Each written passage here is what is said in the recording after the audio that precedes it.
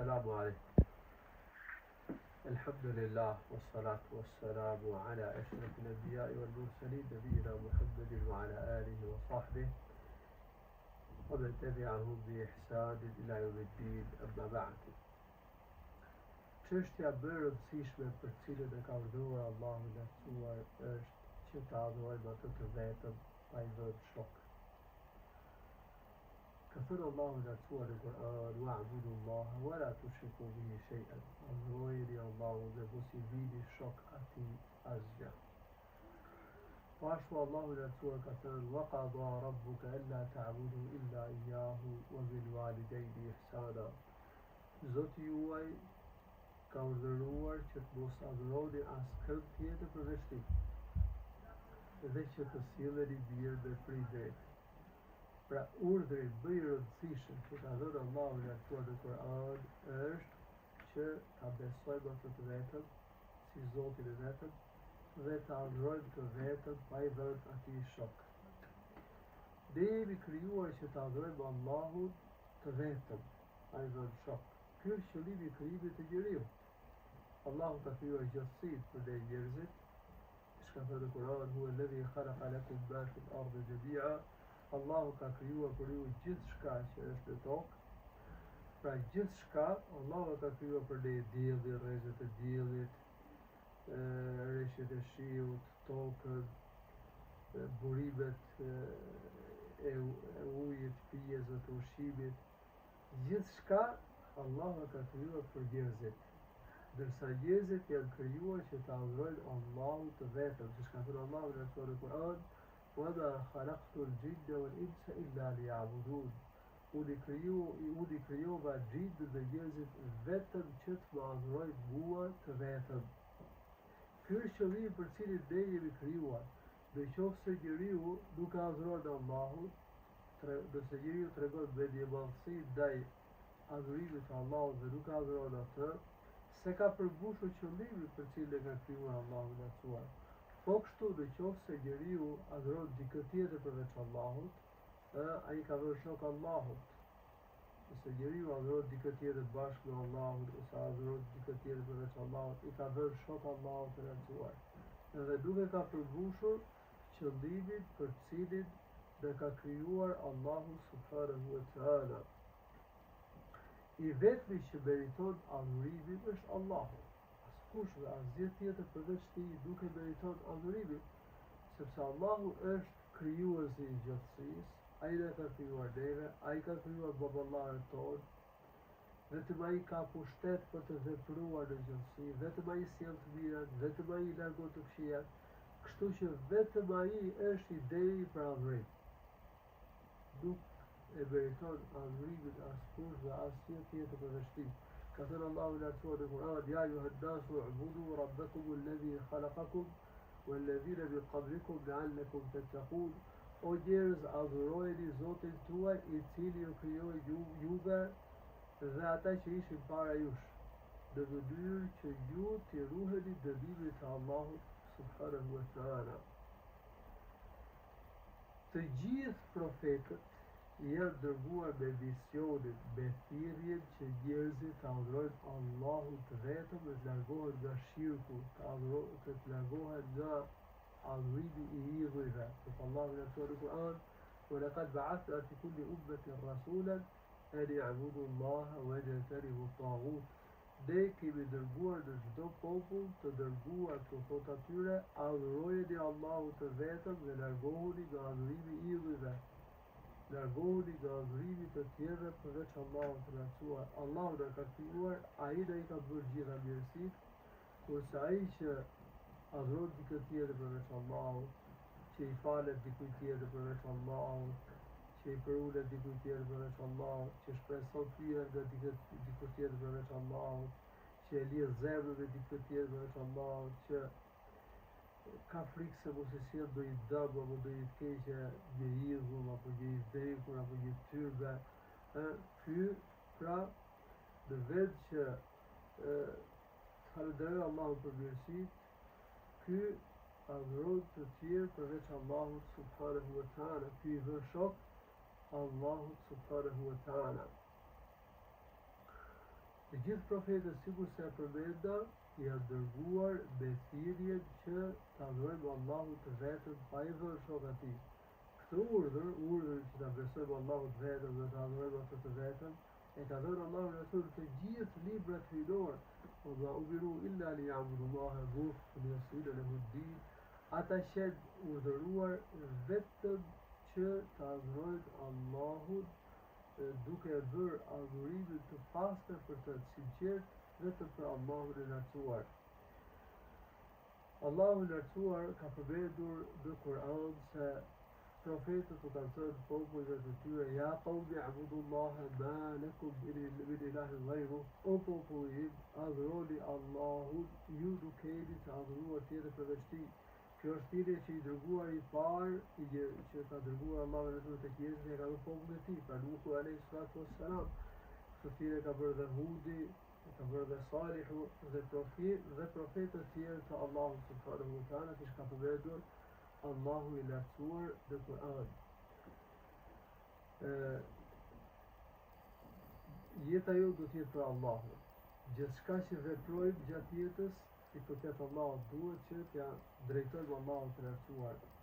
Dhe ne gjithashtu vdesim në besimin e pastër. Dhe ne ja kushtojmë jetën Allahut subhanahu wa taala dhe sakrifikojmë për hir të Allahut të lartësuar. Namazin e fali vetëm për Allahun, kurbanin e presim vetëm për Allahun e lartësuar. Nëse Allahu i lartësuar në Kur'an: Kul inna salati wa nusuki wa mahyaya wa mamati lillahi rabbil alamin. Thuaj vërtet namazi, kurbani, jeta ime dhe vdekja ime janë për Allahun Zotin e botrave. Ato që ja bëjmë, që ne i kryejmë, adhurimet që i kryejmë gjatë jetës janë për Allahun. Dhe besimin në cilin ne vdesim, dhe ibadetet në cilat ne do t'jemi, ne i kryejmë në momentet e fundit, i përkasim vetëm Allahut subhanahu wa taala.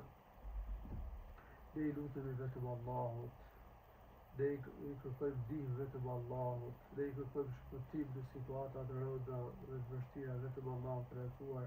Ne i lutemi për shërim dhe për qetësim të shpirtit vetëm Allahut, i lutemi për fat, për rizq, për të mira vetëm Allahut, i lutemi për arritjen e të mirave dhe për shmangjen e të këqijave vetëm Allahut subhanahu wa taala. Allahu thotë në Kur'an: Ud'uni astajib lakum. Lutuni të përgjigjem. Ndërsa ata që lutin të tjerë përveç Allahut të lartësuar janë në rrugë të gabuar, siç ka thënë Allahu: ومن أضل ممن يدعو من دون الله من لا يستجيب له إلى يوم القيامة وهم عن دعائهم غافلون. E kush është në rrugë më të gabuar se ai që lut dikë tjetër përveç Allahut, që nuk mund t'i përgjigjet deri në ditën e Kiametit. Dhe që janë krejt të shkujdesur ndaj lutjes që u bëhet atyre. E drejta më e madhe, më e rëndësishme është që të adhurojmë Allahun vetëm pa i vënë shok atij. Muadh ibn Jabal radhiyallahu anhu ka treguar se një herë ka qenë hipur në kafsh pas profetit tonë sallallahu alaihi wasallam, dhe profeti i tha: Ja Muadh, tedri ma haqqullahi ala al-ibad? O Muadh, a e di ti se cila është e drejta e Allahut të lartësuar kundrejt robëve të tij? Pra cila është detyra që njerëzit kanë ndaj Allahut, cila është detyra më e rëndësishme që ne kemi ndaj krijuesit të gjallësisë? Muadh tha: Allahu i dërguari i tij e di. Tha profeti sallallahu alaihi wasallam: Haqqullahi ala al-ibad an ya'buduhu wa la yushriku bihi shay'an. E drejta e Allahut të lartësuar ndaj robëve të tij është që të adhurojnë atë të vetëm pa i vënë shok atij asgjë. La detyra më e rëndësishme që ne kemi ndaj Allahut është të adhurojmë të vetëm pa i vënë shok atij. وهل تدري ما حق العباد على الله؟ Pastaj profeti I bëri pyetjen tjetër Muadhit radhiyallahu anhu: O Muadh, a e di ti se cila është e drejta e robëve ndaj Allahut të lartësuar? Pra, se cila është detyra që Allahu ja ka dhënë vetes së tij kundrejt robëve të tij? Sa Muadhi, Allahu i lartësuar dhe I dërguari I tij e di. I tha profeti sallallahu alaihi wasallam: حق العباد على الله ألا يعذب من لا يشرك به شيئا. E drejta e robëve ndaj Allahut të lartësuar është që të mos i dënoj ata që nuk i bën shok asgjë Allahut të lartësuar. Kush e adhuron Allahun të vetëm, pa i bën shok atij asgjë, pra Allahu nuk e dënon, sepse kjo është diçka që Allahu i lartësuar me mirësinë e tij, me mëshirën e tij, ja ka dhënë detyrë vetes, sikur se kuptohet në hadithin e profetit sallallahu alaihi wasallam. Atëherë besuam se e drejta më e rëndësishme është e drejta e Allahut, që është ta beson vetëm, ta adhurojmë atë vetëm pa i vënë shok.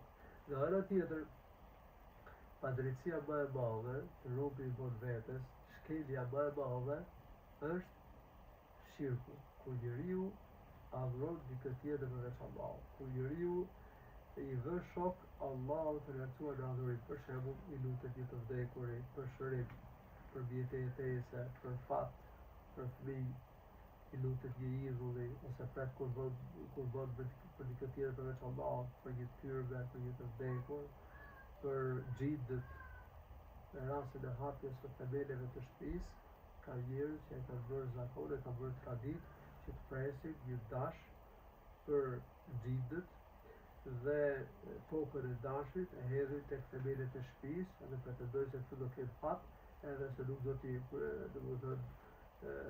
dëptojnë xhidët sipas besimit të tyre të kotë. Kjo është shirk, sepse kurbani pritet vetëm për Allahun, nuk pritet për dikë tjetër përveç Allahut të lartësuar. Ka njerëz që kanë frikë nga tyrbe, nga vende që i quajnë të mira, kanë frikë sepse besojnë se njerëzit e vdekur, pra njerëzit e mirë dhe të vdekur sipas tyre veprojnë në gjithësi. Ka njerëz që shpresojnë të mirë nga të vdekurit, besoj se të vdekurit ose shpirtrat e tyre të mëdhenj lëvizin, veprojnë në gjithësi, sjellën të mira, largojnë të këqija. Këtë është forma shirku, sepse ai që vepron në gjithësi është vetëm Allahu, ai që ka pushtet për të vepruar në gjithësi është vetëm Allahu, ai që na jep të mirat është vetëm Allahu, ai që na i largon të këqijat është vetëm Allahu, kështu që ne i lutem vetëm Allahut, ne i kërkojmë shërim vetëm Allahut, ne i lutem për ndihmë dhe për shpëtim dhe për mbrojtje vetëm Allahut, ne i kërkojmë mbijetesë jetese vetëm Allahut të lartësuar. Kështu që kush i lutet dikujt tjetër përveç Allahut, kush adhuron dikë tjetër përveç Allahut, ka bërë padrejtinë më të madhe, shkeljen më të madhe. Kjo është pifja më e madhe, ka thënë Allahu në Kur'an, "Wa yushriku billahi faqad iftara ithman 'azima." Kush i vën shok Allahut të lartësuar, ai ka sajuar një gjuna të madh. Po ashtu Allahu i lartësuar ka konsideruar shirkun si një devijim i madh. Ka thënë "Wa yushriku billahi faqad dalla dalalan ba'ida." Kush i vën shok Allahut të lartësuar, ai ka shkuar në një humbje të largët, ka devijuar nga rruga e drejtë. Nuk është natyrën e pastër, nuk është besimin e pastër, ai që beson në zota tjetër përveç Allahut, që adhuron të tjerë përveç Allahut të lartësuar.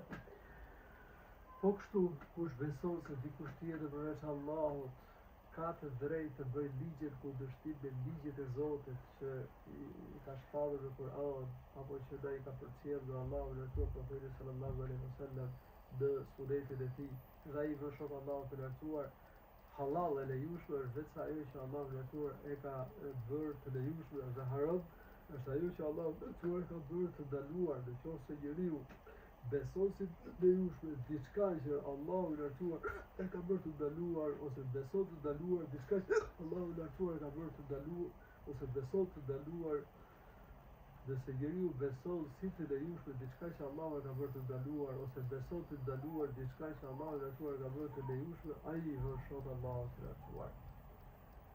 Dhe nëse beson se dikush tjetër përveç Allahut ka të drejtë që të bëjë të lejueshme diçka që Allahu e ka ndaluar, ose të ndalojë diçka që e ka bërë të lejueshme Allahu i lartësuar, këtë tjetri pra e ka dhënë shok, Allahut të lartësuar, e ka bërë Zot.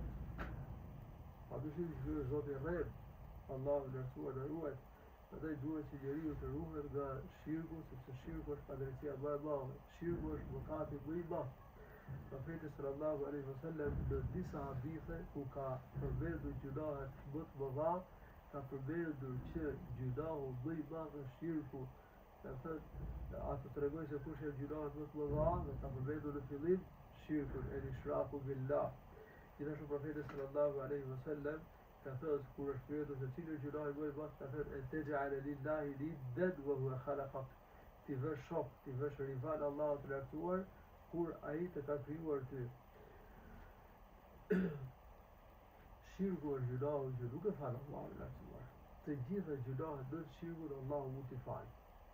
Qoftë gjunahet më dha, ndërsa shirku nuk e fal Allahu të lartësuar. Prandaj duhet që njeriu të ruhet nga shirku, sepse është mëkati që nuk e fal Allahu të lartësuar. Allahu në Kur'an: Inna Allaha la yaghfiru an yushraka bihi wa yaghfiru ma duna dhalika liman yasha. Allahu në lartësuar nuk fal që atij t'i vihet shok, ndërsa gjunahet përveç shirkut ja fal kujt të dojë. Pra gjunahu që nuk e fal Allahu në lartësuar shirku, kush vdes në shirk, atë nuk e fal Allahu në lartësuar. Prandaj ai do vuaj përgjithmonë dënimin e Allahut subhanahu wa taala. Allahu na ruaj. Shirku i azhëson të gjitha veprat e mira. Çfarë do lloj vepre të ketë bërë njeriu? Në qoftë se i vë shok Allahut, atij i azhësohen veprat. Nëse vdes në shirk, veprat e tij nuk i quhen tek Zoti. Nuk i bëj dobi tek Allahu i lartësuar. Nuk ka përshpëtuar nga zjarri i xhenemit dhe nuk do ta fitojë xhenetin. Allahu i lartësuar ka thënë në Kur'an: "Walau ashraku la habita anhum ma kanu ya'malun." Nëse ata do t'i vinin shok Allahut të lartësuar, do të azhësoheshin të gjitha veprat që ata kishin bërë. Allahu i lartësuar veprat e atyre që i vënë shok atij, i ka përmendur që do të azhësohen dhe do të bëhen si pluhuri që përhapet në hapësirë. وقدمنا إلى ما عملوا من عمل فجعلناه هباء منثورا. Pra, nuk u vlejnë veprat e Allahu subhanahu wa taala. Prandaj duhet ta kenë parasysh muslimanët se çështja që duhet i ruhet më shumë është shirku.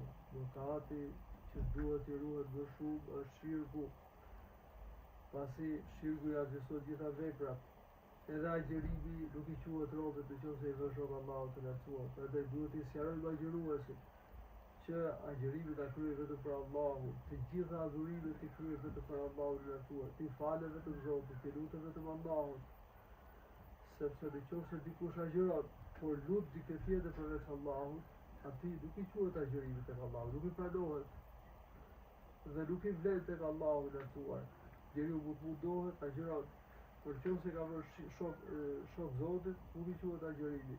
Ka njerëz që besojnë tek tyrbet, besojnë tek peqet, shkojnë tek kisha e laçet, shkojnë tek mali tomorit dhe shpresojnë se atje do gjejnë dermon, se atje do të qetësohet shpirti, kërkojnë nga të vdekurit vjetë e jetese, fat, barësi, kërkojnë fëmijë, ose kërkojnë shërim nga smundjet. Ka njerëz i vënë shok Allahut, sepse ne duhet i drejtohemi me lutje vetëm Zotit dhe askujt e asgjë tjetër përveç tij. Kështu që nëse dikush agjeron, por beson tek tyrbet apo tek vendet që njerëzit i quajnë të mira, ai nuk është musliman. Ai nuk e ka realizuar fjalën la ilaha illallah, që do të thotë s'ka zot tjetër përveç Allahut, askush dhe asgjë nuk e meriton adhurimin përveç Allahut të lartësuar. Ky është themeli i fesë. Ky është thelbi i Kur'anit. Thelbi i Kur'anit është adhurimi i Allahut, ti vetëm pa i vënë shok atij. Kështu që kush i vën shok Allahut, atij nuk i quhet agjërimi, nuk i quhet namazi tek Allahu, nuk i vlen gjë tek Allahu, nuk do të jetë sebeb që shpëtoj nga zjarri i xhenemit dhe bëhet banor i xhenetit. Ndaj është çështje shumë e rëndësishme që të sqarohet njerëzit se që të pranohet veprat tek Allahu i lartësuar, duhet që ata të ruhen nga shirku. E sqarova edhe pak më përpara që kush bie në shirk, kush e kryen këtë mëkat madh, ai nuk quhet musliman, nuk quhet besimtar musliman. Nuk është në radhët e muslimanëve. Shirku bën që njeriu përfundojë në zjarrin e xhenemit. Kush vdes duke i vënë shok Allahut, ka qenë gjithmonë zjarri i xhenemit dhe s'ka për të hyrë në xhenet. Allahu thotë në Kur'an: "Innahu man yushrik billahi faqad harrama Allahu alayhi al-janna wa ma'wahu an-nar wa ma lil-zalimin min ansar." Kush i vën shok Allahut, Allahu do ta privojë ato me hyrje në xhenet. Përfundimi i tij do të jetë zjarri i xhenemit. Po ashtu Allahu i lartësuar ka thënë në Kur'an: إن الذين كفروا بالله الكتاب والمشركين في نار جهنم خالدين فيها أولئك هم شر البرية. Vërtet ata që mohuan, vërtet kafirat, si dhujtarët dhe istarët e librit, do t'jenë në zjarrin e xhehenemit ku do të vuajnë dënime për gjithmonë. Këta janë krijesat më të këqija. Kështu që kush vdes në shirk, ai do të hyjë zjarrin e xhehenemit dhe atje do të qëndrojë për gjithmonë. Ka thënë profeti sallallahu alaihi wasallam në hadith: "Men mata wa huwa yushriku billahi shay'an dakhala an-nar." Kush vdes duke i vënë shok Allahut, kush vdes në shirk, ai hyn zjarrin e xhehenemit.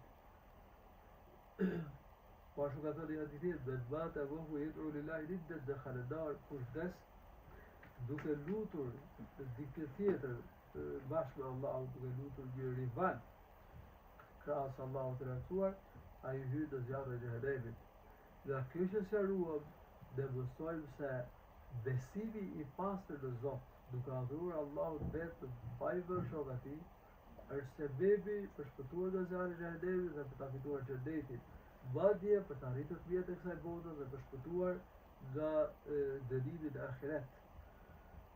Të mirat që sjell besimi i pastër në një Zot, i pastër nga shirku, nga adhurimi i Allahut vetëm pa i vënë shok atij, janë të shumta.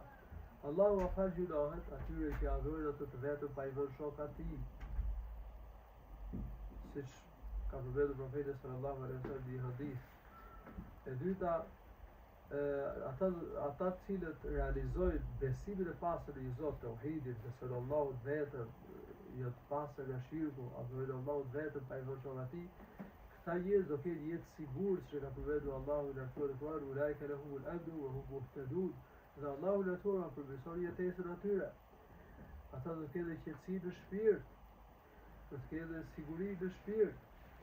Gjithashtu, Allahu subhanahu wa taala këta njerëz që besojnë atë vetëm, që adhurojnë atë vetëm dhe nuk i vënë shok, do t'i shpëtojnë nga zjarri i xhehenemit dhe do t'i bëjë banor të xhenetit, siç ka thënë profeti sallallahu alaihi wasallam në një hadith: "Men mata wa huwa la yushriku billahi shay'an dakhala al-jannah." Kush vdes pa i vënë shok Allahut të lartësuar asgjë, ai ka për të hyrë në xhenet, ai do të bëhet banor i xhenetit. Gjithashtu profeti sallallahu alaihi wasallam ka thënë një hadith, thotë: "فإن الله حرم على النار من قال لا إله إلا الله يبتغي بذلك وجه الله." Allahu ja ka bërë të ndaluar hyrjen në zjarrin e xhehenemit atij njeriu që thotë la ilaha illa Allah, pra s'ka zot tjetër përveç Allahut, askush dhe asgjë nuk e meriton të adhurohet përveç Allahut të lartësuar. E thotë të fjalë për hir të Zotit, duke adhuruar Allahut të vetëm me pastërti, pa i vënë shok atij asgjë, duke synuar vetëm shpërblimin e Allahut të lartësuar.